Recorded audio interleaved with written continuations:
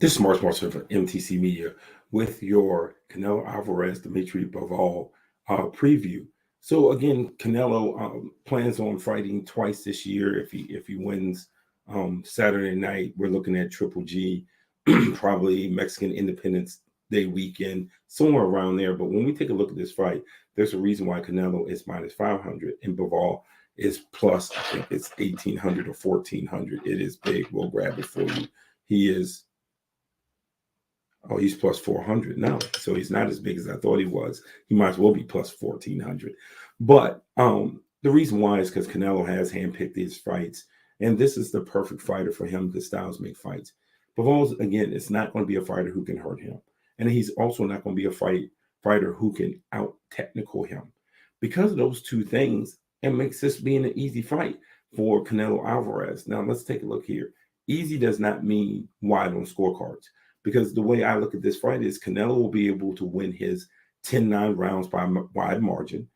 Bivol will be able to win his 10-9 rounds by not as convincing, but hey, he did enough to win that. So that's 10-9, 10-9. So you can have a fight that's 115, 113, but essentially be a blowout, even though it's not a blowout on the scorecards.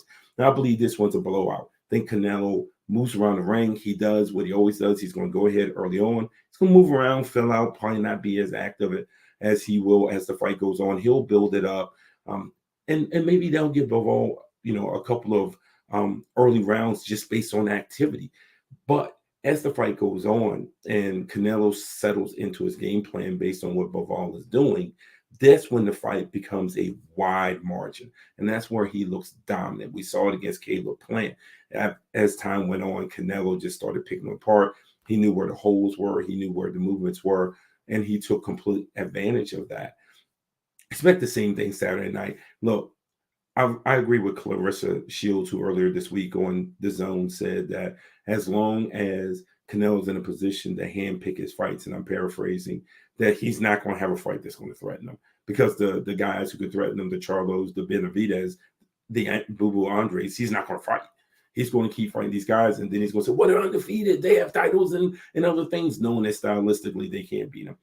Bivol's only chance to beat him is somehow hurt Canelo somewhere in the fight, and he won't hurt Canelo somewhere in the fight. There's only one person who could have beaten Canelo and who did beat Canelo by being a better technical fighter, and that was Floyd Mayweather. And there's not anyone right now that's on Canelo's docket, at least not this year, that's going to resemble Floyd Mayweather. Triple G, if they fight in September, I guarantee you that fight will be worse than Pryor Arguello 2.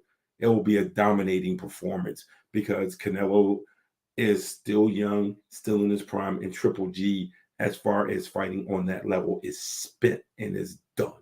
And let's not get it twisted. Done. And that will be a railroad.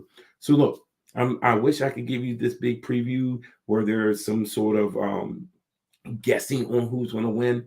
But now I'm going with Canelo with a boat race of Bivol on Saturday night. This is Mark Washington.